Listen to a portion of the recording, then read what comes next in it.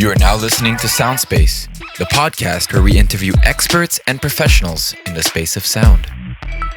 Hello, everyone, and welcome back to Soundspace, the podcast where we interview music and audio professionals. I am once again joined by my amazing co-host, Anthony. How are you? Fantastic. How are you? Dude, I am so excited, and I'm so happy for this episode. We have someone incredible. We have Luca, the producer, with us. Let me please introduce this legend to you. Luca is a music producer and audio engineer with many years of experience in the music industry. He has worked with the likes of Corneille, Leanne DeFrancesco, Ariane Moffat, Samari, May Wells, Cinzia and the Eclipse, Impost, and many other artists. He has also worked as a live sound engineer for the performing arts theaters Le Balcon and the House of Jazz. Furthermore, he has a diploma from Vanier College in music performance, and currently he works as a music producer for his clientele at Planet Studios, where he handles music production, recording, mixing, and the mastering. Let's please give a warm welcome to Luca. How are you? Hey, how's it going? I'm doing good. You? I'm doing good. I'm so happy to have you on, man. It's been a while since we've reconnected, and I'm just very grateful to have you on this podcast. It's going to be a good talk today. Oh, yeah, it's going to be good. Let's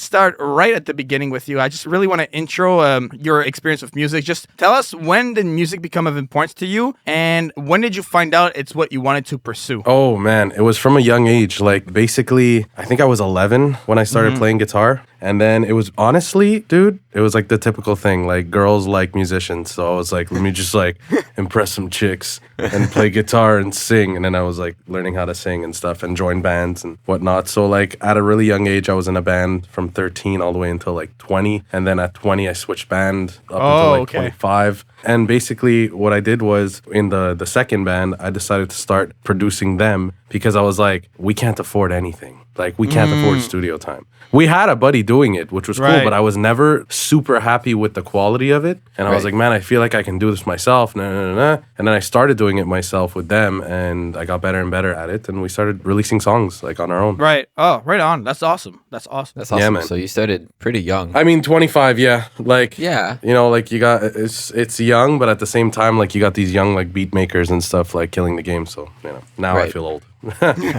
Fair enough. No, fair man. enough. So you're obviously always very musical, and that's what made you, I assume, decide to go into school for it. Can you explain your experience at Vanier? Vanier was awesome because basically there's two programs in Vanier. You either go into the classical program or you go into the jazz program. So I was like, no. Okay. And it seemed fun. And so I started off. The first year was like, you're getting slammed with music. You're getting told you suck. It was really tough. Like, you ever watch that movie, Whiplash? Whiplash. Whiplash. I knew you were Okay. going to say Whiplash. Yeah. Yeah. Picture that, but on a like like a little lower. But the teachers were very intense. Okay, gotcha. And I didn't blame them. Like, if you wanted to go to university, because that's what they were preparing you for, they were preparing you for university, you know. And it's like, and it's tough. Everyone wanted to get into the McGill performing program, and like I think it was my second year where I was like, I don't care to become the best guitar player in the school. I just was like, I was in studios. I was very much in studios, and like just kind of playing with my band and like recording. And I fell in love with it because I was like working with this guy Pino. He's from here, from the East End, and he was like awesome. And so I'd always like record with him and ask him a million questions and this and that. So then I kind of fell in love with it, and he gave me my first setup. So I stopped practicing. I didn't care anymore. I was like, I just want to do this. So I was finding like raw audio files online of these like garage bands that they would just let you mix like raw files. So I try to mix them because I fell in love with mixing first. So I was like mixing them, trying to make them sound punchy and punchier. And then I would start posting online saying, oh, I'm working with a metal band, but I was totally lying. I'm working with a metal band. Like, check me out. And like, it would be a mix that would sound like really decent, but I wasn't even, I wasn't doing that. I would send it. I would write to the band. I've done it like a few times. I'd write to the band and be like, hey guys, like I know you guys posted the tracks online, free to use, but look at how I mixed your song. Like, if you guys want some more mixes, send them my way. And it started like that, That's Right. awesome. Okay. Right on. And sorry, just to go back, while you were at Vanier, what would you say were your biggest lessons you've learned? Oh man, networking, because I was surrounded by a bunch of guys that, well, my friends over there, they were really into the, really learning jazz, the language and everything, which I totally regret because only now I'm getting back into my theory theory and all that stuff because I let it go. Like I knew the basics and I knew my theory wasn't too bad, but like I wanted to be a little more advanced and, you know, and this and that. So when it came to like the last semesters, I was slacking because it was just too complicated and I didn't take time to just like really hone in on it. But like I'm not going to be using advanced jazz theory when I'm doing pop music. Like let's get real, you know? True. Yeah. It could be fun though. Yeah, but for myself right now, I want to do that. Yeah. So everyone would be practicing like no joke, 10 hours a day at the school. Like right after class, they'd go to the practice room, even if they had an hour, just go start doing their scales, whatever, and then go to class and then continue. And then at night, they would stay super late and then, you know, go home and then wake up like just burnt and just always be practicing. I was very much against that. I thought I'll just practice 3 hours a day. I think that's enough. Do what I have to do to get by. And then what I would do is just start networking, like start talking to people, whatever, and like, you know, go out and like enjoy my life. I didn't want to like look back on my life and be like, I was just practicing the whole time in college and not socializing and, you know, meeting people, meeting artists and this and that. And I was spending like, no joke, at one point it was becoming an hour of practice and then like 4 hours of mixing because I was just so obsessed with mixing. Wow. I was obsessed with it. That's good. I mean, you got some very good practice out of it. Yeah, big time. 100%. And then moving more away from your education, you started doing live audio, which is really interesting to me. It's a sphere of audio I've never really touched upon, and I'd love to get more into that. So how'd you get your foot in the door at Le Balcon and then the House of Jazz? How did you even find that? Yo, so get this. This all ties together. Okay. And this is why I find my life a little funny. So in Vanier, I did the audio recording program. Right. I did the music program, but I did the audio recording program right after. Okay. So it's a 6 months intensive program. I guess kind of like the ones you guys were doing. I think there's one in Concordia, but it's not intensive. I think Trebas and like all that stuff, like that's like a year long. This was 6 months. Yeah. So I did that program and I excelled, man. I'm not talking cocky. I was like flying through this program. Why? Because I already knew how to mix. Yeah.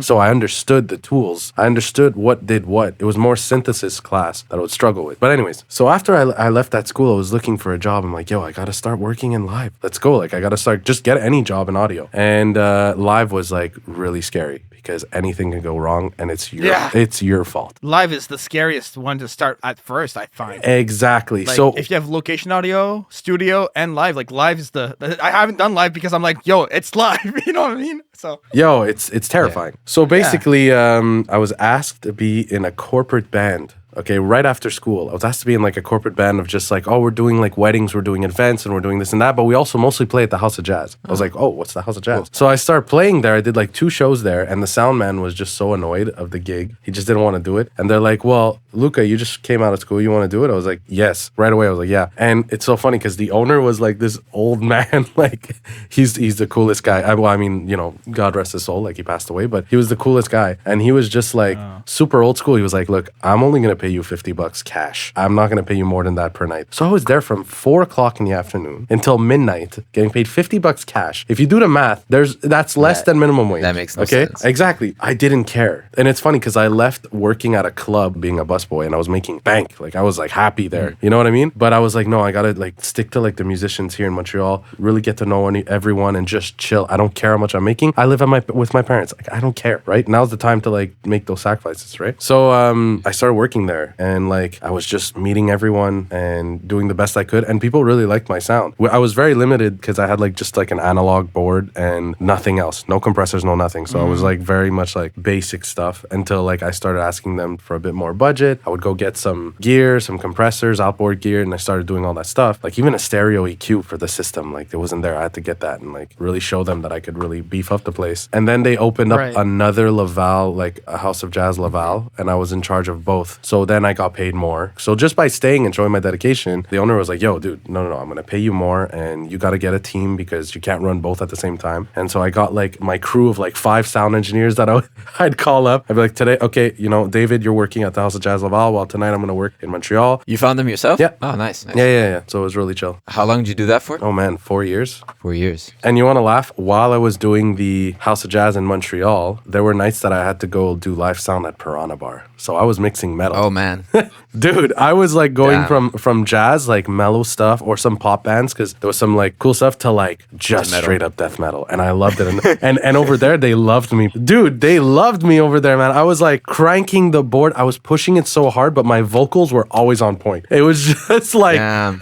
I was pushing that system like crazy. And I remember the organizer. He was also in charge of Heavy MTL, and he was like, Oh. dude, if I could get you on live sound in Heavy MTL, like I'm calling you. I was so into it, dude. I loved it. No way. Yeah. Man, did that ever end up happening? No, but MTL? no, it didn't, and I wish, but it's because it's like a big union, right? You can't. Yeah, it's huge. You know, the guy that's running the sound at Heavy MTL, he's been working at that company for years in order to Yeah. get to that point. So I can't do that. That would Yeah. be, even for myself, I would find it just disrespectful Yeah. to like the whole culture of what we're doing. So Yeah, no, I got to meet him actually because when I was working security and I had that conversation with him. But damn, that would have been cool. Yeah. I just wanted to Yeah. hit on something else that you mentioned earlier. Man. You described you had to make sacrifices and, make compromises and then you didn't care at that point just because you want to get your experience. I think that's something very important to touch upon because I feel like a lot of people who are listening to this podcast are people who are starting out in the industry. Can you describe what the mentality of someone, that mentality, like what do you need to be able to understand that you have to make those sacrifices and that sometimes you're not going to be paid as much as you should and all those things? Like,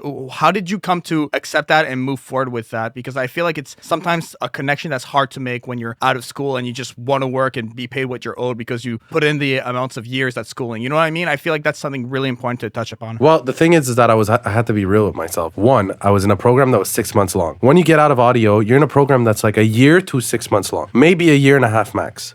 So you have to be a little real with yourself that you're not going to get the top paid job, coming out of those schools. You have to like build because you're not a doctor. You're not coming out of like a big university program where it's like, hey, I have this certified paper here that tells you that I can like perform surgeries. You're going to hire me. They're going to be like, yeah, of course we'll hire you. But, I was kind of real with myself. And also I had to tell myself like, what do I really need financially? Yes, I need money. But in my situation at the time, I was living at my parents. And again, being Italian and brought up Italian, you live at your parents until you get married. That's how old school we were. But I left earlier on. But but yeah, like I was like, okay, dude, like I don't really need much right now. And even though my parents were worried about me, they're like, you're not making enough money and this and that. I'd be like, wait, hold on. And then, stuff started changing where, I'm taking care of 2 House of Jazzes. That means you're going to pay me $100 a night when I'm working. And you're also going to pay that guy that's there. And I was just making it cut off everything. And I started kind of making my own business within that, and it was just like patience. What do I need financially? And what is this place bringing me? Well, I've met every musician in Montreal. So when I go to the studio at Planet Studios, they always freak out. I'll see, let's say a jazz drummer, his name's Richard Irwin. He'll come and record on some stuff. And they always freak out. I'm like, yo, what's up, Richard? And they're like, how do you know this guy? Like, tell me,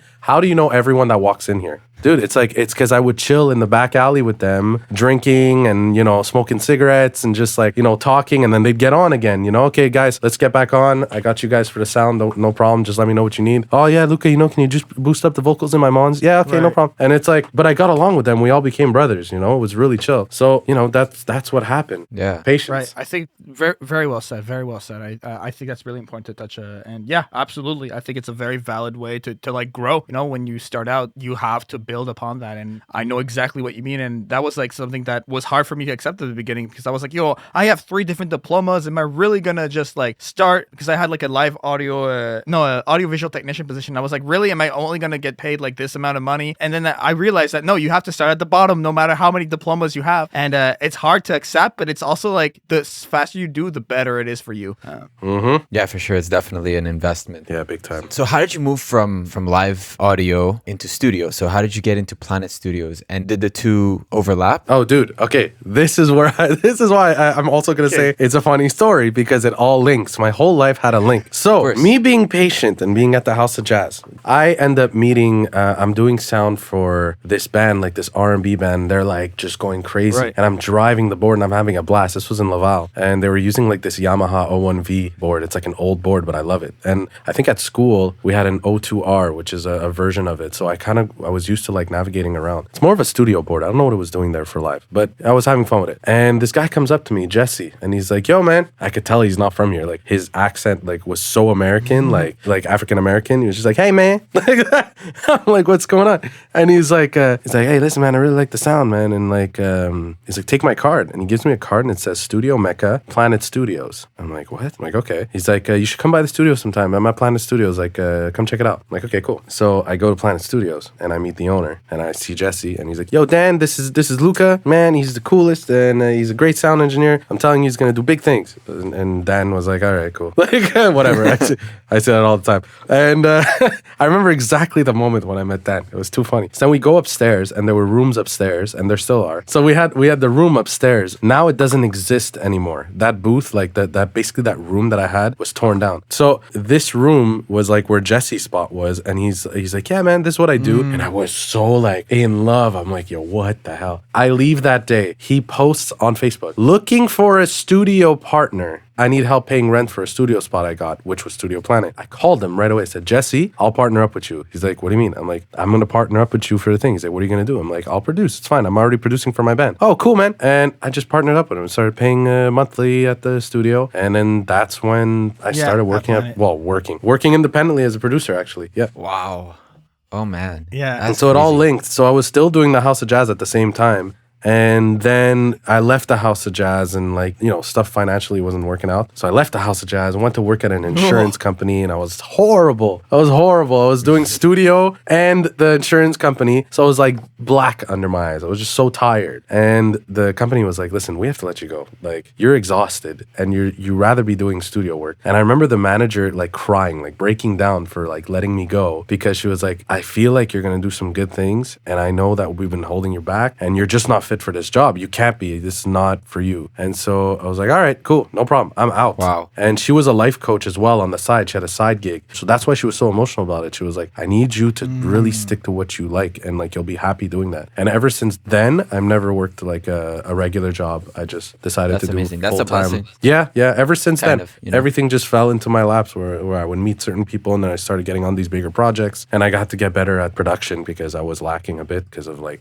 you know, working 2 jobs and stuff, not really focusing on your craft. So yeah. Yeah, of course. And how has being at Planet over the years advanced you as a music producer? I know you said you took on bigger projects, but when did you see the growth happen and what was that like? The growth didn't happen at Planet. The Planet was challenging me. They were challenging me constantly because the fact that I worked at Planet, I was like posting online. I'm like, hey guys, you can book studio time with me and this and that. And I would do beats, but I would also record people and mix people's projects. And the beats that I was doing, like, yeah, people liked them because it's like they would say I have my own sound and this and that, but I wasn't too happy with it. And sometimes it just didn't fly, you know, like some clients would be like, yo, I'm not really into this. All right, cool, whatever. That happens all the time. It doesn't matter. Right, yeah. You know, but I knew deep down inside, I'm like, this could be way better. Like, how can I get better at my production game? And I just said, you know, I'm looking for a songwriter. Okay. I'm looking for a songwriter to start pitching songs to, you know, bigger companies or like, for example, for sync licensing, which means for commercial work, you know, like in the background of Canadian Tire commercials, there's like a song going on, you know what I mean? Okay, yeah. Or even just in general for Right. artists, because you could always pitch a song, be like, yo, I think I could hear you on this, you know? Yeah. So when I spoke to this guy at the studio, his name is Jisne, and he's like an incredible engineer. He was like, dude, like, because I was like so down. I was just so, not depressed, but just like hard on myself. He's like, dude, you're doing fine. Like, he's like, I hear your stuff. Everything sounds great. What do you complain about? Like, I think I need to just find a songwriter and this and that. He links me up with this girl, Serene, which you've met. And dude, she drilled me. She'd be like, okay, Luca, if we're going to do this, I've been to LA. I met these connections and all her connections are valid. She's not someone who's just going to talk and say she has all these connections and then nothing comes of it, which I've met, like, I can't even say a handful. I've met like a tank full of like, and that's the first time I'll say that, a tank full. Yeah. Okay. Of just idiots. Okay.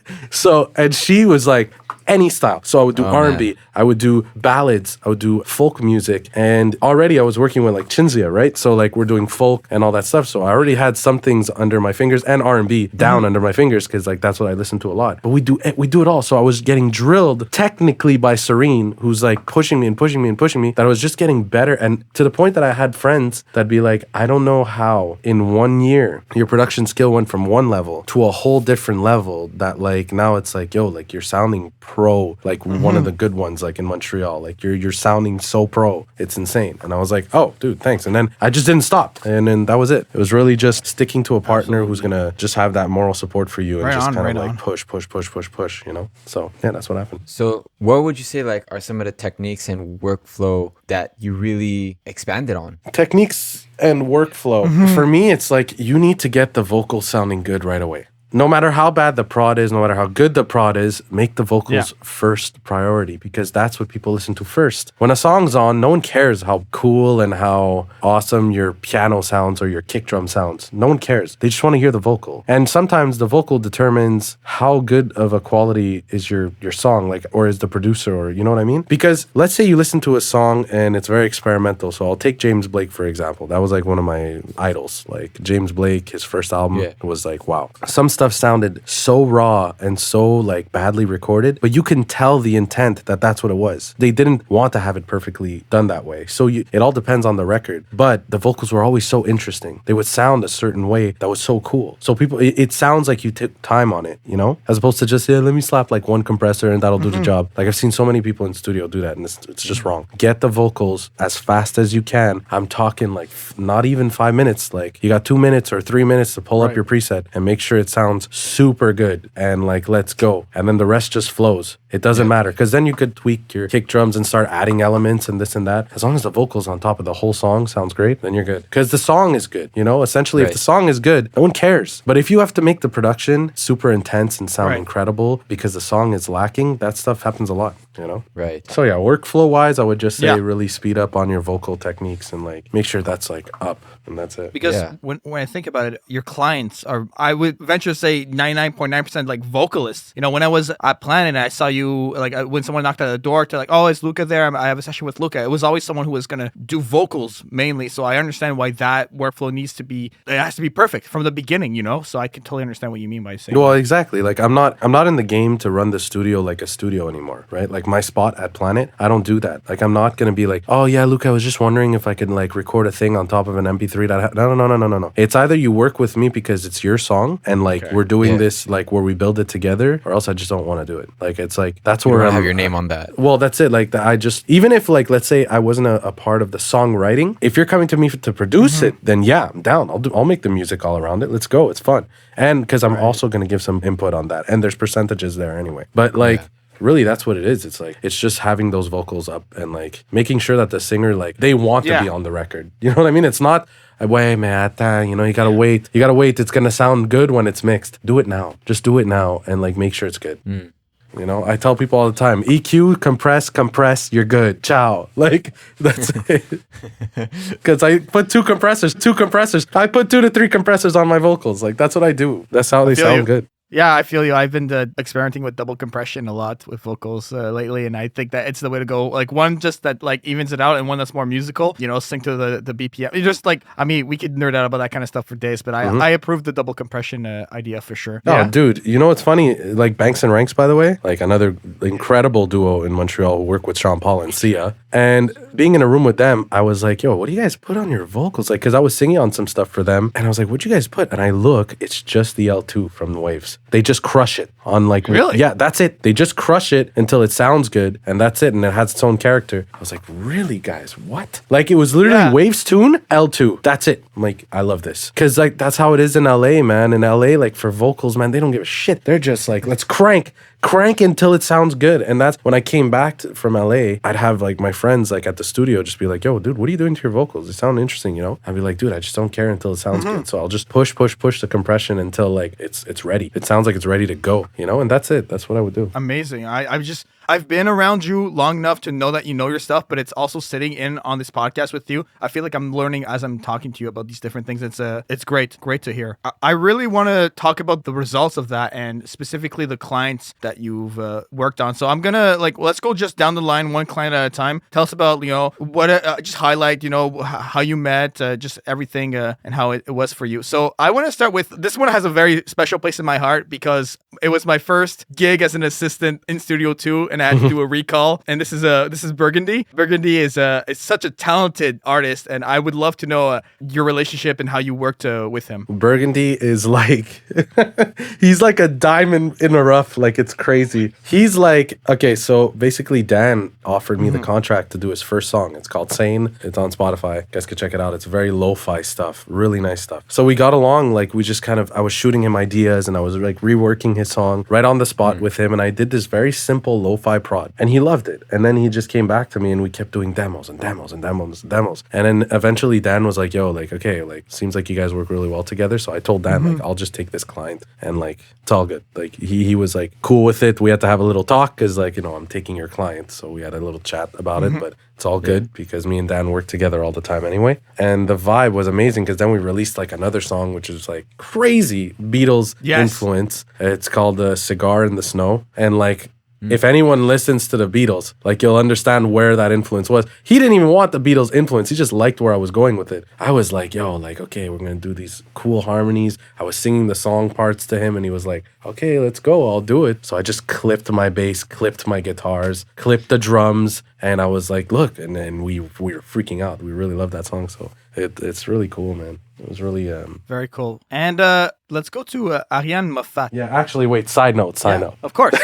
With that song, Cigar in the Snow, it got him signed to a management in LA. Are you serious? Oh, yeah. nice. They loved it. And they just like signed him right away. So I had a talk with him 2 nights ago. He wants to come into the studio and do some new stuff. So we're going to see what's up. He's such a, I mean, and if you're listening to this, Burgundy, like he is such a nice kid, such a people person. And he had this energy to him when he walked into the room. You're just like, I just was in a better mood right away. You know, this is probably like one of your clients that I knew the most. And I've seen him multiple times at the studio. And just, I think that goes so far in this industry. And he's going to accomplish amazing things. Going back, Ariane Moffat, tell us about your work with her. Ariane, it's funny because I've never been in the studio with her. I've never been in a studio with her. She just, this is how we kind of connected. So Tom Lapointe, okay, which we're going to come back to later. If we're going down a list of clients, I'm pretty sure we're going to come back to Tom Lapointe. So Tom Lapointe's a producer from here too. And he works with like Saramé and stuff like that. So Tom was like, yo, man, we need this song. Something vraiment, like just pop, like just straight to the point, pop, and that's it for a TV show. I'm like, okay. So I literally start playing the guitar in front of him and he said, tube, which apparently is a French expression meaning like, that's going on the radio, tube. It's like dope. He's like, tib. Like, you just say tib, man. Like, that means it's dope. Okay. So, start playing the guitar, pure typical pop riff. And he's like, okay, tib, let's go. We recorded the instrumental. I started like airdropping him samples, like just me doing like drum loops and stuff like that. Samples, 808s, whatever. And then I left. The session was 2 hours, not even. The songwriting of it was like 20 minutes. And then the session and all was like 2 hours. I leave. Next time I come back, I'm like, yo, like, he's showing me the song. And I'm like, what the hell is this? I'm like, who's that voice? And he's like, oh, look, Ariane Moffat sang on top of the song. I'm like, whoa, hold on. I was like, because I sent him a demo of me singing, but like mumbling the track and like what I think the melody could be on top of that whole instrumental. And he was like, yeah, that's perfect. And so he sent it to her and she wrote on it. And so there's like Ariane Moffat, there's I think this other guy, oh my God, I forgot. There's a bunch of people on that track. There's just like a bunch of people on that track. Saramé's on that track. You know, it's like a big collaborative track.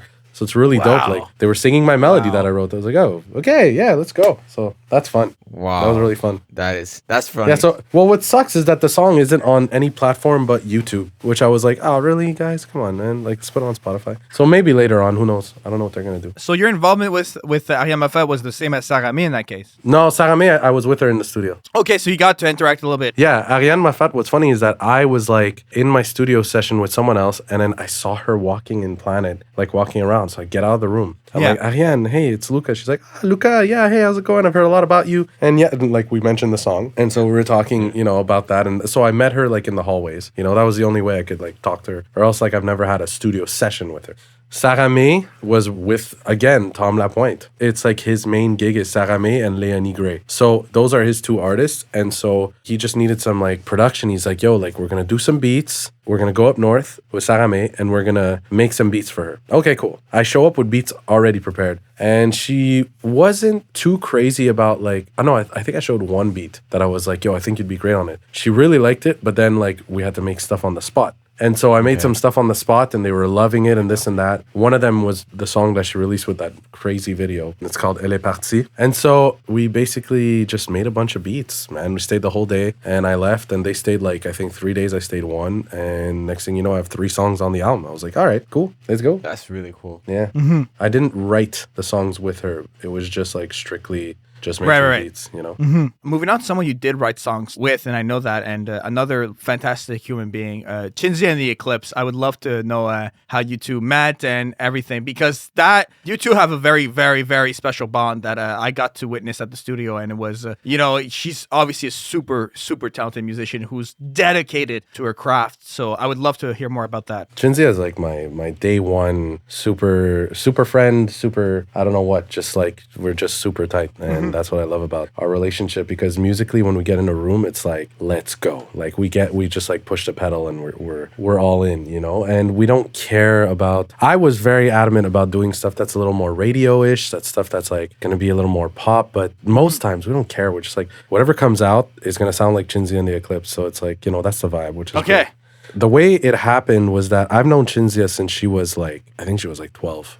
And I was like, 16 or maybe 15 when I met her. She was my best friend's neighbor. So we'd all hang out because I went to school. We all went to Pearson. We all went to the same school in Montreal North. So she basically, her older sister was in my grade and we'd chill with her a lot. And so she'd be like always in her room singing with just playing guitar. And I swear to God, I would tell her, I would be like, yo, like this girl's got like a great voice. I would tell her sister all the time, like, yo, your sister's got a great voice. Like, it's really cool. And then fast forward, like, I don't know, I think I was like 24 when I met her again, like on Facebook. I was like, yo, how about you come to the studio? And then she recorded her song, No Matter. And I remember telling her like, yo, I still need to mix it or whatever. Because it was I just played electric guitar at the same time that she was singing the song. So we were like, just together recording. And that was our first session. Right. And she leaves the studio. I print the song. That's it. Send it to her. I was assuming it's the demo and we're going to work on the production. But she drops the song. She just like puts it on Spotify. 4 million plays later. I was like, no way. What? I'm like, yo, I wasn't done. And she's like, oh, I thought we were done. I thought we were done. Like you could hear that like there's mistakes on the guitar. It doesn't matter. Just people didn't care. People were like, this is the song. Like I guess the people listening, you know what I mean? It's like, it doesn't matter. The song's good. Leave it alone, you know? A good song will stand on its own. So that's it. Yeah, very true. 4 million on Spotify. Dude. Yeah, she has hella numbers. Yeah, only Spotify. We don't know what's on the other ones. I can't tell on Spotify and Apple Music. I remember you having a conversation with me about how you met Chinzia Planet, where she was with a band and you could tell that like the people that were around her were like not as dedicated as her, and you kind of had a conversation with her about like, if you want to do this, like we should really, really do this. And I was wondering if you could like maybe elaborate on that, on like being able to see when people are into the music and are ready for this and educating them in that sense, because I think that's such a powerful thing that you can do because you've been doing audio and music production for so long that you can just tell. Well, the thing is, like, we go through that all the time because I'm extremely picky. I'm not picky. I'm just like, I can tell if you actually listen to the song and you're playing it properly, because you would like come up to me and be like, hey, Luca, like, by the way, when you recorded this on the guitar, like what settings were you using? How can we get that set? Like you'd be more involved. So like I would see like her first band just kind of playing the chords like simplified, or, just kind of playing the song in their own way. And it's like, hey, dude, like, that's not how it's played on the record. Play the song the way it is. Because Chinzia yes, she's the band leader, but she's not, her job is not to tell you what to, like, yes, it is in a sense to tell you what to do, but like, you should be coming prepared, Like, I remember 100%. I had to tell her band that she has now recently that I saw them playing Runaway, which is on the radio. Runaway's on the radio. We got that on the beat. So that song, if you're going to play it just kind of like, run away, run away, run away, you're not doing it right. And so I had to tell them, I was like, guys, like, don't make a simplified version of it. There's a lot of drum work in that song that like, it's really a lot of, you know what I mean? It's there's more rhythm to it. There's more, it's like, you got to go. And like, it creates more tension and like, just, it rocks out. So it's little things like that. I mean, what's really cool is that no one thinks I'm a hard ass, because I'm not. And when I say it, they're all like, and then I'll show them an example in front of them and they're like, yo, dude, what a difference. Because we just jammed it that way. And it's like, yeah, we understand how it is on the record. It's like, yeah, dude, like, just listen to it, you know? Yeah. If you have to think of like a 50s kind of two-step, let's say with Runaway, it's really that. So Runaway.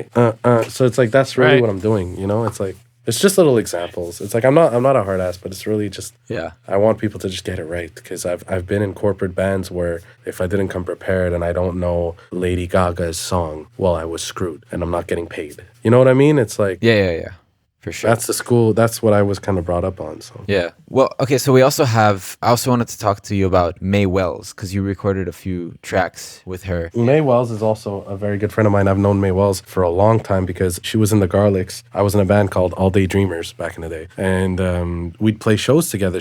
I would be opening up for the Garlics, or she'd be opening up for us. It was like I think we've done a few shows. And one day I'm at Petit Campus, and I'm watching Flara K, which is a band that I produced, and May Wells is there. She's just hanging out. And I'm like, May. And she's like, hey, ça va? And I'm like, yo, I produced it. She's like, ouais, je sais. And then we just started talking. And she's like, listen, like, I really would love to work on some stuff with you. And I was like, I am super down. Like, I told her straight, like, I think this is going to be really fun. And so we did. Yeah. And we did really 2 cool songs together. And she's a beast in the studio. So, like, May is not a technically good, like, producer. Like, meaning she's not going to go on the computer and start running commands in Logic and Ableton and start doing things, but she's on the old school side where it's like, okay, Luca, and she's had so much experience with her old producer John Nathaniel, who's like a beast and someone who's well known in Montreal now. He works with One Republic, so it's like, yo, the guy's done his fair share. So she'll say stuff like, okay, cool, now that we have the guitar and bass down, we need something that's gonna hit those frequencies like on the high end, you know? So Luca, how about violence? She loves classical music. She's so classically trained that she looks at every song. To her, a good production is kind of classically influenced. Would be a full production. I don't want to say to her that a good production is that. It's just like a full production, something that's like really has all the elements. It has to be kind of classically built so that those low frequencies, okay, well, we got the bass down. We got maybe a cello part. The vocals are really low in that section. Everything's kind of hugging each other there. That's great. But now it can't just be like that in that section. We're going to have to fill it up with little fills of violins or vocal effects that are going to give the frequencies, or a guitar part, you know, and May's very much like that. So, and I thought about this too. Every artist that I work with, yes, they're mostly females, but they bring in their personality and they make it reflect in a song. So it's like their personality is like a big mirror on the song, or the song is a mirror to their personality. So May, when she walks into a building, you know May Wells is in the building. 100%. Like, she's vibrant, she's very opinionated, and she's strong, and she's like, you talk to her and you're sucked into a whole world of what's going on with May Wells, you know? And that's what she does in her music. In her music, you listen to it, there's so much happening all around you, kind of like Atmos mixing, where it's like it's all around you. There's so much going on, and it all makes sense, and it's all perfectly structured, which is like May Wells, you know? And it's very in your face. This is what we're doing. Even if we're doing a ballad with May Wells, which we did an acoustic version of one of her songs, everything is so detailed. Everything is there for a reason. It's not just there because, okay, we just shot that in there. It's there for a reason, and that's what's amazing about May, is that she puts her own personality into it. And I realized that I thought about that the other day. It's like every artist that I work with does that. So if I talk about Chinzia, if I go back, Chinzia is such a kind, not to say that May Wells isn't kind, but to say like Chinzia is like so soft-spoken. And even though she can get super hyper sometimes, she's soft-spoken. She'll jump up and down in like attitude, like of like just like going like super hyperactive to like back down to mellow. And then sometimes she's sad if she's going through some stuff. Her music is exactly like that. You go track by track. It's either going to be a really sad ballad, or it's going to be something really hype, or it's going to be, you know, it's like in the middle. And that's what I realized. And I started thinking about it. I'm like, man, like really these songs that I work on with every artist is a clear reflection of their personalities. Yeah, for Unless maybe that's me who gets that out of them. I don't know, but I feel like they stay true to themselves. Every person that I work with. I mean, that's what a good artist does. Yeah. What can you tell us about Sarah Diamond? Oh man, Sarah Diamond is someone who I've always wanted to work with, and I was a fan of before working with her. Yeah, so I was like, when I first met her, she was writing for this artist Rev. So I don't know if you guys are fans of like FIFA, or like you probably hear it on the radio already. Yeah. That song like Control Alt then Delete them. Yeah. So that song, it's on the FIFA video game now, but it's on the radio right now like crazy. And I was there when they were making that song. Like I was in the room, I was doing my own stuff, but I wasn't in the room with them making that song. Okay. Sarah was there also writing other songs for Rev. And I saw her there and I'm like, yo, Sarah, like my name's Luca. I was so shy, man. I was so shy. I was like, she's like, yeah, you're Luca the producer. We follow each other on Instagram. I've heard some of your stuff. Like, oh, thanks. And I'm like, yeah, and I started nerding out. I'm like, yeah, I've been listening to your stuff since you were working with my buddy Noah. She's like, oh, you know Noah? I'm like, yeah, he's in LA right now, but you guys did this song, Missing You. I was name dropping freaking titles of her tracks. And I'm like, Luca, stop talking right now because you sound like an idiot. And like, so she was like, oh, wow, okay, cool. And then Banks and Ranks was like, yo, you guys need to work together because I think Luca he's got the LA R&B sound that you're looking for. And she's like, yeah, I'm down. So I'm like, okay, Sarah, send me some like references. I prepped like a bunch of vibes. Oh, no, 2 vibes in that style of like reference. One was very pop, one was super R&B. We did the very pop one, which I love it, but it's a demo now and we gave it to someone else. We don't know what's happening with that song. But the other song was the song All Right that she just dropped. So yeah, that was it. It was just like she fell in love with it. And then now we're just like super tight. We're really cool and we just do songs together. No, I was lucky enough to be an assistant when Rev and Sarah came around the studio, and they have, once again, it's one of those people who are so captivating with their energy and so talented and hardworking, and seeing them work with Banks and Ranks, I was on like food duty, yes, but like I got to hear a little bit here and there in the hallways, and I'm around such talented and hardworking people. It was so motivating, and yeah, absolutely.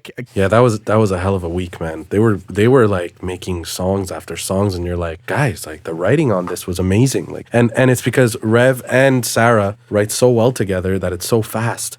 There's no problem. So when you have like good songwriters in the room, the prod just like does itself. The prod is just going like, okay, cool, let's go. It's the song's great. I remember having to stay at the studio like overnight, like I'm talking like wee hours of the morning, and I was like, you know what? You have to be here because these songs are gonna be so good and it's worth you not sleeping right now. You know what I mean? Like I was just so in it, and I was like, if I can just support them just by letting them be there longer, like I will do that because like and the proof's in the pudding with Control Alt and Delete Them being such a great song and doing amazing numbers out there. So very, very inspiring people to work with. Big numbers. Yeah, 100%. So I'm gonna ask about one that I don't think I interacted with this one. Liliane DeFrancesco. Yeah. Liliane. So she's amazing because she basically, her and her father, they were looking for a new producer because she was working with the same producer as Mae Wells. Which that guy, John Nathaniel, I think he's so incredible, but for some odd reason, I'm getting a lot of his clients. So John, which is not a bad thing. I mean, it's really awesome because he has like the coolest clients. I don't know, his A&R skills are incredible, but I have to have a conversation with him at one point to just be like, yo, dude, like you're incredible. Like also, I've been working a lot with your people and it's awesome. No, it's not really a sorry thing because I don't know, he's probably just reached this other level now that he's like incredibly busy. He can't do that. So Lily she just finished making like that album with him and it was really good. It did such good things for her. And so we started kind of going into a different style with her and I started kind of going darker, like poppier stuff, but still kind of on the dark realm. And the project got picked up by Universal Canada. Wow. So that was my first like signing with a major label. It was like insane. I was like, okay, let's do it. And the songs were just like really cool. And our demos are banging, like really cool. So she should be dropping one of her originals that we did together soon. It's a ballad and it's really nice. Like I'm really excited about this drop. It's gonna be cool. So yeah, no, Lily's just a really cool person. Her too, like she's quite the character as a human being. She's just like up and down attitude, go crazy, like she's nuts. She's wild, amazing. Yeah. Right on. And okay, what about Impuss? Impuss, I got to hear whispers of a little bit. Oh, Impuss is coming through, and I don't think I was actually around when that occurred. But tell us about your collaborations with him. Well, Impuss is like he's a legend in Montreal, like in Quebec.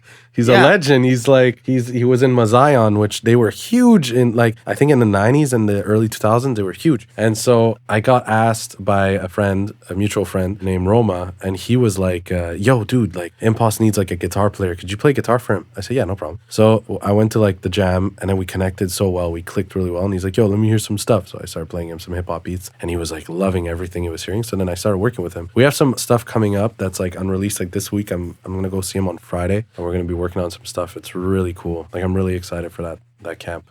So we're going to be finishing up his album. Right on. That's amazing. I'm excited to hear more of his stuff for sure. He's really, really dedicated to his. I know I'm saying the same things about all these artists, but I think it's the kind of thing where, like, if you're on this list and you're working with you know, you have to be a driven person. You can't be a rapper who comes up with a YouTube link and he's like, oh, YouTube to MP3 this for me, I'm gonna rap over this. You know, it takes that caliber of hard work and dedication to, you know, to do all these things. So exactly. Absolutely. Okay, I am so curious to know, because I know Corneille is a very involved with Planet, everything that is Planet. What was your collaborations with him exactly? Corneille, I met a long time ago. Well, it was kind of like a situation where I was offered this gig to work with another artist that Corneille was working with, so he was writing for him. And then we just started, like, so I was doing the music behind it, and, you know, it was with Jay Lafave. We were doing it together, and me and Jay just literally version after version, just like for like this specific artist that was writing with Corneille. Corneille was really into it, and he was really loving the vibe. But then I think that project didn't fall through. I think something happened with the label. They didn't tell me what happened, but it was just like, okay, it doesn't matter. Years later, I meet Corneille again at Planet Studios again, and like they're working on his stuff, and finally I'm slowly getting introduced to Corneille. So it's like, hey Luca, listen, like, can I grab your number? I want to talk to you about a few things. Okay, cool. And then we kind of, nothing would happen. I'm like, okay. And then he'd be like, hey Luca, listen, I'm doing like a performance in France. I need like a mashup of all my hits, like these 3 hits that I have. Okay, cool. So I do a quick little mashup for him. He sings on top of it, comes in the studio. He's recording. We're doing like layers and backup vocals. And if you work with Corneille, you have to be quick on your DAW. I've heard that. There is no... Yeah, we've had this conversation with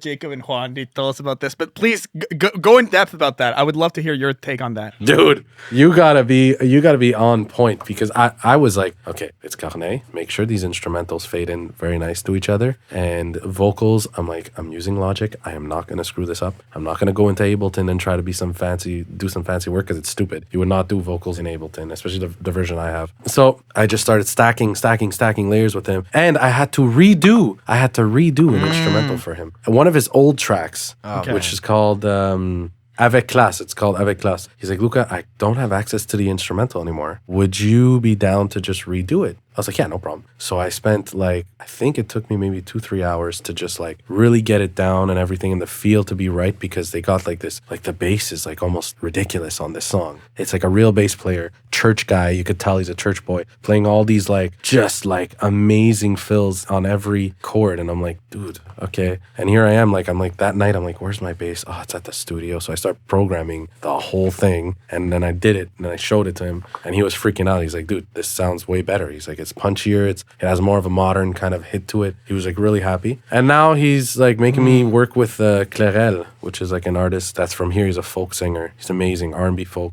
We're going to end up working together this year and finishing up some projects together, and it's going to be really dope. He really trusts me in terms of like production. Now it's right. I'm wondering if I'm going to be doing some stuff with him, like for his own project. I really hope so. Yeah, okay. Right on. And then I want to know more about, because you said everything would go back to this person, Tom Lapointe. Yes, Tom is the best. He's a beast producer. He'll come to me for, I guess, like a modern flair on things. The way I process things, like Jacob said it, he told me once, I'm like, I don't really understand sometimes when people say like, yo, Luca, like this sounds crazy. Like to me, because I'm used to hearing my own stuff, I'm like, I don't think it's that great. Like I'll just be like under my breath, like, oh shit. Like, I don't think it's good. And then I'll have like people in the room go, dude, this sounds crazy. And then I ask Jacob, he's like, dude, it's because you process things differently than we do. He's like, I don't know what you do, what you're processing, but you do something that sounds original and it sounds like you. And I was like, oh, okay. So I try to figure that out for a while. But then, yeah, Tom just kind of does the same thing with me. He'll shoot me like a song. Let's say like he'll send me like just the top line. Actually, one of the Sarah May tracks. So this is what happened. Tom was working on this song called Bienvenue dans ma vie. And it's like the drums weren't there. Something was not right. So I went crazy on the track. I went insane on the track. I just like spent like a good 3 hours just kind of making 808 glides, going crazy on this track, making it bounce more. Sent it back to him, and all I get as a text message was Tib.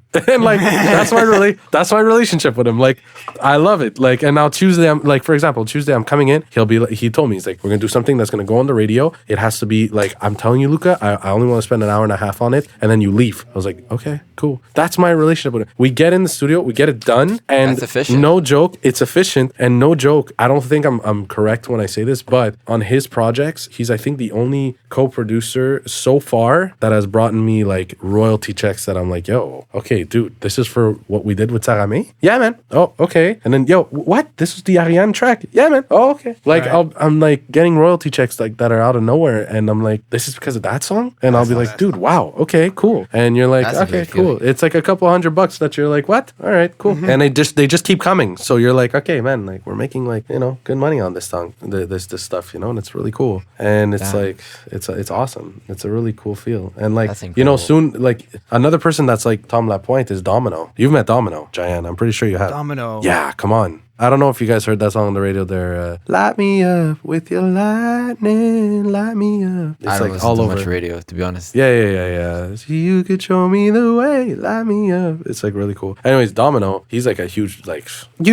producer from here. And like, yeah, he's like a DJ first, you know, and he's just like, he does festivals. He did like huge festivals here. I think it's Nick this year. And man, like that's what we're working on right now. Is like we're kind of working on catalogs for artists, for specific artists that we're getting. And like he'll be like, yo, Luca, I need this. I need a few hours with you. We're going to do this type of vibe for this artist. And then he goes out, he goes and pitch it to them. He's like the best salesman that I've ever met. And so that's what we're doing. So it's kind of like the Tom Lapointe way, but Tom, it's weird. Tom, it's like everything has to be done in a span of like 2 hours max. He doesn't want you there longer. Right. He doesn't want to waste your time. You know, and not that Domino wastes my time. We have a blast because he's like my brother. I love him. So it's just like two different ways of working. It's weird. Everything's super rushed with one end, 100%. And then the other side, it's like we're chilling and we're making music. We're just having a really good time. That's fun. So that's good. Man. One of the artists I saw on your list that I found really interesting was 1990V. 1990V? Oh, man. It's interesting because I went to high school with this person. Oh, wow. I mean, we weren't friends or anything, but like we definitely knew each other, and I found it really cool to see that. Well, the thing is, he recently rebranded. I think he's going to be going under Gabby. Yeah, exactly. We did a track called Aim for the Head, and it was like really cool. Yeah, it was really cool. It's like R&B vibes, and we got this girl from LA to sing on it, and it was really cool. Him, it's like, I think I just hit him up just being like, dude, I really like your stuff. Like, you know. Yeah, and it's really dope. Nice vibe. He's really nice. And like, I don't know, like 1990V, man, he's just the type of guy that's like, he would send me songs and be like, yo, I did something on this prod. I don't think it's that great. Like, I hate my beats. And then I would totally revamp the song because I would just, at that point, I have an a cappella. And it's like, okay, I can go anywhere I want. So I'd send it back to him and he'd be like, dude, what the hell is this? Like, I remember him tripping out.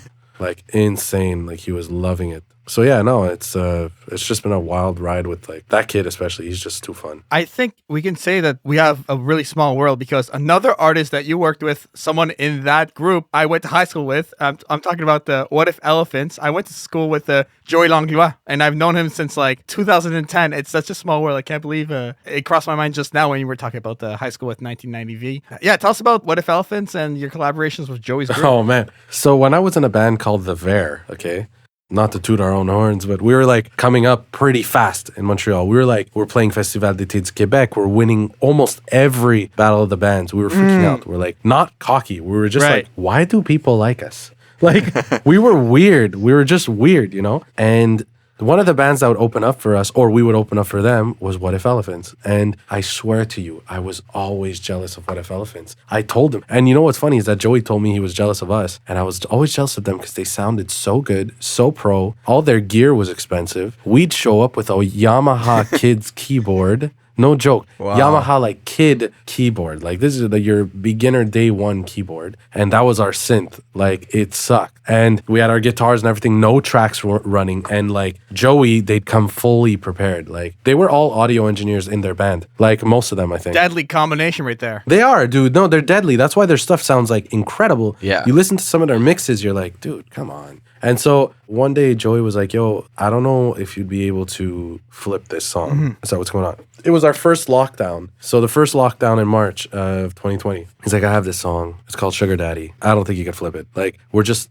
so done with it. Yeah. I'm like, dude, send me any song you guys want me to work on and I'm down. So he sent me a list and that was the song again. Like, I'm like, no, I'm sorry, but like Sugar Daddy, like that shit's dope. And he's like, okay, look, I'll send you the stems and you do what you want. And then I sent it back to him and he's like, dude, I never heard it produced in this way. And now it like opened my eyes. So he grabbed everything I did and he continued producing the song. And then they finally released it. And it was really cool, man, because I really love that song. And they did a music video for it. So it was like, I made him kind of fall back in love with the song. And I was like, well, there you go. Job well done. Yeah. You know? It's really cool for that to happen. That's awesome. Yeah. You obviously have a lot of clients and you've had a lot of clients in the past and you're going to have many more in the future. How do you go about making clients? It depends. So it goes from something that I fight with all the time with myself is that I do a lot of word of mouth. So while I'm working with a client, I'm posting on Instagram on the story when they tag me, and I'll have like people like send me like those emojis where they're like, "Yo, sick, you guys are working together, dope." And then what happens is that, "Hey, yo, I was wondering, I saw you were working with this person. I was wondering if we could," and then I'll be like, "Yeah, cool. Send me some stuff. Send me your demos." Yeah. And if I like the demos and if I like their voice or whatever, then I'm like, "Yeah, let's do it." If I'm really not into it, I'm not gonna do it.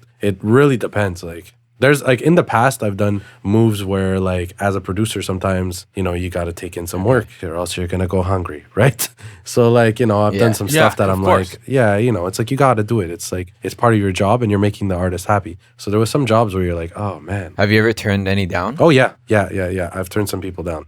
It's either I feel bad saying it, but I've ghosted people or I've this was in the past. Now I'm more like, send me what you have and then I'll listen to it. I'll be like, yo, honestly, I don't think I'm the right guy for this. Like, I'll tell them straight, like, Okay. I don't think I could do this style. And then they'll be like, okay, cool, totally understand. And then I'll like, if let's say it's like a style that I know I can't do, then I'm like, okay, like I'll send it to like someone else. But if the artist, it's like they're not cutting it, like their vocals are really weak or whatever, and it's like someone who's like, I'm just starting out, I'm starting out type of thing. It's like, it really depends. If I hear something in there that I'm like, yo, I think I could work with this. This is really cool. Like we could do something fun. Then I'm gonna take it. If I'm like, no, it's just not gonna work, then I won't take it. Yeah, for sure. That makes sense. I mean, it's better to do a great job than accepting a job that you're not familiar with the style. And well, that's it. Like, I mean, or I'll take like, let's say if an artist wants to do EDM, like some big banging in EDM, then I'm going to do it and I'm going to have it like reviewed by like my producer peers that I trust. Like I'll go to my buddy Simon Schuyler, and he'll tell me like, yo, dude, change those claps. Those claps are super dated. Switch to these ones. Or, your side chain isn't modern. It's like probably like too heavy. So you're going to dial it down. Like I remember there was one track I did for Jade, actually. Jade Ephémère. Okay. The track I did, I think Jayan, you've heard it. Well, I think Jayan, you were there. It's just that the song is called Ephémère. But that song, I was like heavy side chaining the whole, like the synths, like too much. And he was like, dude, on fait plus ça là dans le EDM. Like we don't do that. You gotta dial it down to like 75%. I'm like, really? That's the difference? He's like, yeah, it's stupid, but that's what it is. I said, okay. So I did it. I listened. I'm like, oh, okay, he was right. Yeah. So like, it's like little things that he'll help me out with. It's all technicalities. How do you manage the financial side of your clientele? Like billing, we're talking about royalty checks and everything. Like what's your philosophy and how do you approach that entire side of your business? So basically I give them a rate. I'll say this is what it is per song. And what you're getting in this song is that you're going to get your studio time. We're going to record you. You're going to get the mix. You're going to get the master. But the master, to me, I always tell them, master's optional. I do not consider myself a mastering engineer, even though I master my own stuff. Okay. So the mastering is like, if you're not happy with it, or if I feel like we're going to need some outside ears on this, I spent way too much time on it. Yeah. Well, then we're going to, we're going to send it out and it's on them. But like, that's it really. It's like, I give a full package type of thing, because like, it's better that way. And they realize like, and I'll tell them like, just don't over exaggerate on the time that it takes to like finish a song, because I'll tell someone, okay, it's X amount of dollars. And then they're just like, oh, perfect. And then what happens, for example, and I'm not going to name drop, I have a song with an artist that it's totally unpaid for. And it's from like the beginning of the year last year. No, summer last year. And I'm just like, okay, so we're not going to move on with it. And it's like, no, I want it. It's just, they're going through their own things, which is totally fine and acceptable. But those types of things I don't like. Like it has to be like on a normal time frame, because now it's like, you got to be respectful too. It's like, I'm trying to eat, for example. Yeah. You know what I mean? You can't just be delaying people like that, right? But like when it's someone that I know closely what they're doing, because I build a relationship with artists where it's a good thing and a bad thing. We become friends. We're super chill. For sure. And it's like I know what personally they're going through, so I'll let that slide and it's fine. Okay. But it's like with people that I don't know, I'm not going to, there's a time limit. I'm going to tell them in a month, like we're done, Yeah. Towards the beginning, when I started mixing and stuff, I got so many people telling me, "Oh, I'll pay you an exposure." And I'm like, dude, exposure doesn't feed me. Dude, I get that. I get it to this day, man. Let's talk more on hardest challenges that you've had in your career so far, because you've done so much and you've grown a lot. I'm sure there must have been, like, I'm talking like, if you want to be open, like, I to what extent would you want to be open? Like, what has been the hardest challenge for you? It can be emotionally, it could be like whatever it is. Like, what was the hardest moment for you? Well, it's like kind of realizing sometimes, like, the challenges. Sometimes it's like, look, you're not the guy for the job. You're not the guy for the song, and it hurts. It hurts a lot because I pride myself to be like for every artist to work with me. You know, like to be like happy. You know, but sometimes it doesn't happen that way because you guys have both like different personalities, and you know, it's just not working. It's like dating a girl that like, yo, ça marche pas, dude. Like, it's not.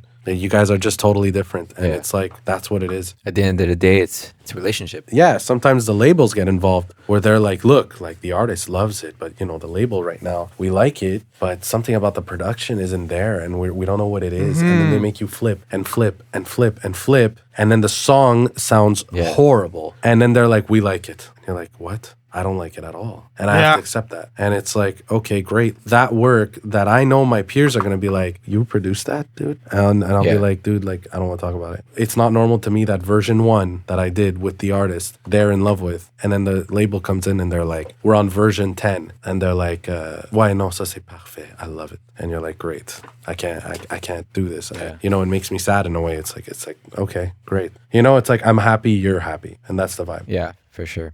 Could you maybe tell us what have been your best moments? Oh man, well, every session that goes really well, those are the best moments. That's it for me. It's like I don't have like a best moment in live, a best moment in audio. It's if everything went well.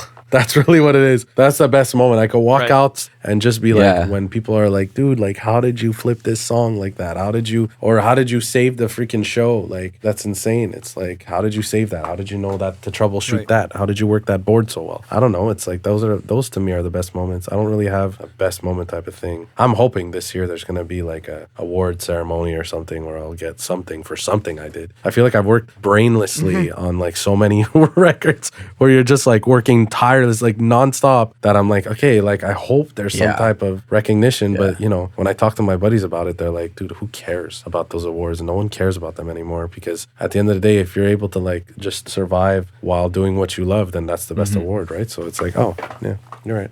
I just want it. You know what I mean? I just want it because I need it there. It's little check marks that I have that I need. Yeah. So as a producer, what is your ultimate end goal? What's your goal? Oh man, to be able to just continue doing what I do until I retire. Like that's the end goal. I don't think there is a retirement when you're a producer. You kind of, this is it, you know, until like there's no more work, because the AIs and the bots are gonna get involved and they're gonna start making music for people. I mean, AI is a completely different thing altogether. I think it's quite some time before our jobs are replaced by AI. I agree. I totally agree. But it's just like, you know, I always say that. I'm like, yeah, until a robot starts taking my job, I'll be here, and then I'll work somewhere else in something else that I'm into. Like, I swear, I wish I could own an antique store. Like that I would love. I'd love that. Yeah. You know?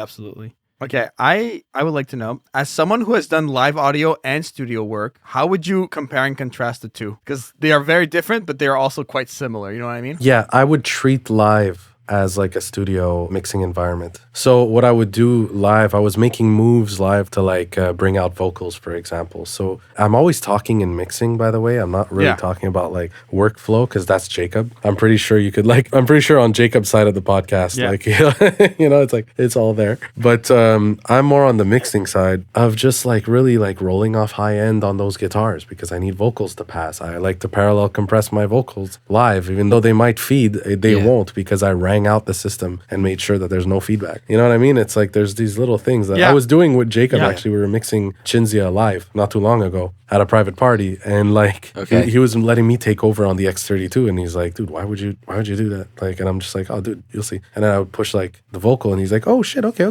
So like we're doing little things like that. EQing reverb, something that like people don't ever do. It's like super important. You know, just little moves. So I tend to treat both the same in a weird way. It's hard for me to explain it properly, but that's what I do. I just treat them the same way. No, but I see what you mean. I see what you mean, though. Like, what you've done in mixing, you can apply to live audio, you know? And you have the confidence of doing that because you've done it so many times and you know how to do it well. So I understand what you mean. Yeah. Would you ever consider moving outside of like Montreal, LA, Toronto, outside of the bubble? I get this question a lot, and I feel like I'm such a Montreal boy. I can't do it. I can't do it. Like I don't want to do it. I love my Yeah, like I love my family. I want to be around my family all the time, and I don't have kids or anything, so it's just like I could do it, but like if I had to choose a place to move. Man, I would still say Montreal. Yeah. Like, once I'm out of my condo, I feel like I want to buy a property in the woods and like just be there. You know what I mean? Like, that's how I feel like I'll be. But I'll always be an hour away from Montreal so that I could go downtown and enjoy the city. So that's fair. I mean, it's hard to move away. Like, I don't know if I can do it. And yeah, especially from Italian background. Family, exactly. So to me, it's like I don't know if I want to do that, dude. I just want to kind of, it depends. Like LA. Look, I would do it like 3 months out of the year. I'd go to LA. And then, Toronto, it's right here. I can go whenever I want. You know what I mean? It's like, if those are the major cities for for music, well then... Yeah, like Toronto, New York even, it's not even that far. New York isn't far. I haven't been yet. I still have to go. But, Vancouver, I've been. Vancouver's really fun. It's really dope for like a Canadian, music. Yeah, big time. Let's talk about DAWs. Let's talk about what you enjoyed the most about Logic Pro X. I'm curious because the thing, Luca, this is what I want to say. Anthony's a Logic guy. In the entire building of Planet, as far as I know, you are the only Logic main user because everyone else is like Pro Tools. But you break the norm. I want to hear more about this. Hold on. Wait. There was a guy on Logic and it's Banks and Ranks. Banks and Ranks are on Logic too. Oh, they are now. Yes, that's true. But I would mix a lot in Logic. So I'll take stuff that I do in Ableton or like depending the song, but I would export mostly. I've been doing that lately. I'll export everything and put it into Logic. Because the thing about Logic on a Mac, it's a Mac software. Yeah. It runs like a champ. Yeah, it's so easy to use too. If I'm running on a Mac, which Ableton is not a Mac software, it's made from like some other company. Dude, it's like it doesn't work. Like it works, but it's not as strong. I can't run as many tracks, and it's like it starts crashing on me. So that's also a computer thing. But Logic to me, it's like I could have the oldest Mac and it'll still run like a champ. So it's very weird. It's like some black magic in Logic sometimes. But like if I had to compare Pro Tools and Logic, there's a workflow difference. If I have to create an audio file, label it as an aux, name the aux, and then do a routing. I have just wasted like 2 minutes, bro, on making a bus. Logic, I just have to go click on send, bus 1, it's done. So that's it. Like to add to like Logic, like Logic's just super powerful for me, and it's very clear. And like to me, it's like just a color coding, even though you can do that in any other DAW. It's just like everything is very clear, crystal clear. So I just like it. Yeah. How long have you been using Logic? Ever since I hopped onto Mac. So that's like, like I was in audio school. So I'm going to say 2013, 2014. Okay. Yeah. Oh, nice. And so like before that, what other DAWs, or in between that time, have you used other DAWs aside from Logic? Cubase and FL Studio. Cubase was dope. I love Cubase actually.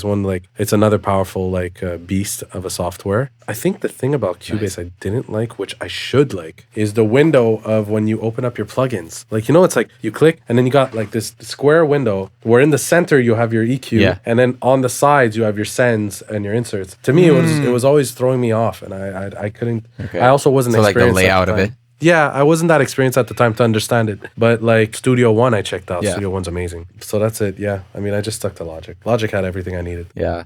Logic's nice. Logic has nice MIDI too, I find. Like whether it's just typical MIDI or just like scoring, because it has the option. It's really nice. Okay, let's talk a little bit about virtual instruments and plugins that you swear by. What are some absolute plugins that you see every day whenever you open Logic and VSTs? Plugins? Okay, so Virtual Mix Rack by Slate is my go-to for everything. I use almost every plugin on that thing. IK multimedia plugins, so I'll use like a lot of that stuff there. The T-Rack stuff I really like, which everyone's always like, why do you use it? I'm like, I don't know, it's cool. And my VSTs, it's Serum, Anna 2 as a synth, Arturia synths. Nice. I use a package from Slate called like Murda Melodies and all. There's like these new things that they're releasing, like Kilohertz, which is like a bunch of like things for you to like beef up your mixes, and it's really good. It's something to check out that people don't mention a lot. So yeah, I guess that's really what I'm using. Okay. I have yet to see a plugin that's like Melodyne but instant, so that it analyzes the audio as soon as I open the plugin. You know what I mean? It's like Logic does that, but it doesn't sound that great when you're tuning vocals on Logic. So when you tune vocals on Melodyne, it sounds amazing, but I have to play the whole track. I'm wasting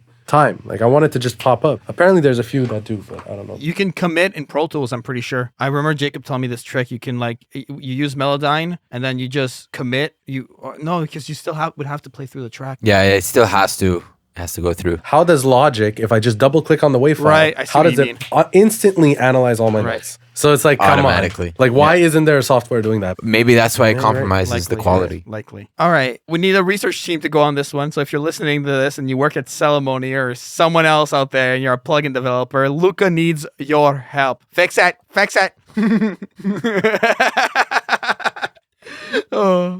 Okay. My last question before we go to the final question for you, Luca, is we talked a lot about music, audio. Outside of that, what do you do to keep sane and busy? Because we all know what this world is like. What do you do to just keep yourself with your 2 feet on the ground? You know what I mean? Well, I mean, look, okay, I do a few little side gigs in audio, like I'm a voice actor as well. And so I'll do like, I have an acting agent and his name is Costa. He's amazing, Constantine. He basically tries to get me on gigs like as much as possible. But so far I've only gotten one good gig, Yes. which was a PlayStation 4 game called Necromunda. Ah, nice. It apparently tanked. I don't know, something like it didn't do too well because I think the game was glitching out and like it was released too early, something like that. I don't know. My friends told me, but like I was just like happy to be a part of it because I was like one of the main characters, so it was really dope. Or else I do like kids music on like a channel called Little Angels that blew up. I was in that channel like 4 years ago. They were like at 400,000 subscribers. Now they're like at 10 million subscribers. Something crazy. It's insane. Yeah, so it's like a Whoa, kids channel where you just sing like jingles and stuff, like just for like extra cash. Because like I'm a true believer of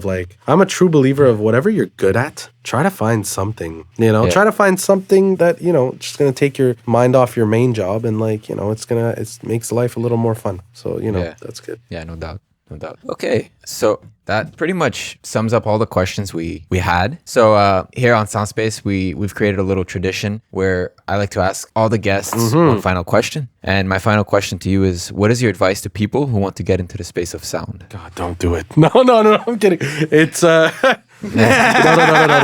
It's More gigs for Luca. Not even. It's just like don't do it. Just don't. No. I would say my advice is be realistic. Right. Know what you're in. Know what you're doing. Don't have a big head about it. And know the time that you've put in. Like, be real with yourself. Some guys, man, they'd come out of school and they were shooting too high, with no experience. And they're like, then screw this field, man. I'm going to go do something else. And then literally go do something else. They just give up right away. And I'm there like sweating at $50 a night and going crazy, and they have the balls to look at me and say like, hey, we're never gonna make money in this thing. Like, I don't know what I was thinking.